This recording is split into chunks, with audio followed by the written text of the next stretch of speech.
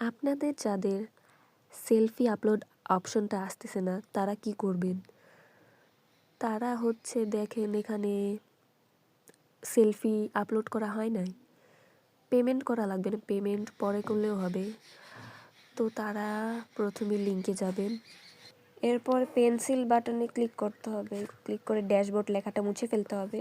তারপর হচ্ছে selfie dash index লিখতে হবে। লেখা হয়ে গেলে এই পেজটা আসলো।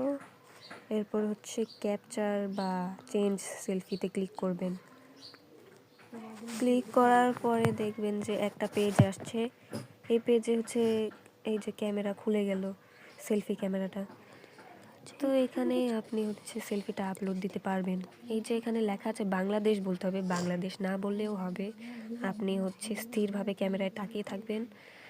তারপরে যার হচ্ছে পছন্দ মতো ছবিটা আপলোড করে দিবেন, যতবার ইচ্ছা রিটেক করবেন। এরপরে হচ্ছে অনেকগুলো অপশন আসবে, অনেকগুলো না, তিনটা। একটা আসবে রিটেক, একটা আসবে সেভ, আর একটা হচ্ছে ক্যান্সেল। তো আপনারা হচ্ছে সেভ অপশনে দিয়ে দিবেন, এভাবেই আপলোড হয়ে যাবে সেলফি।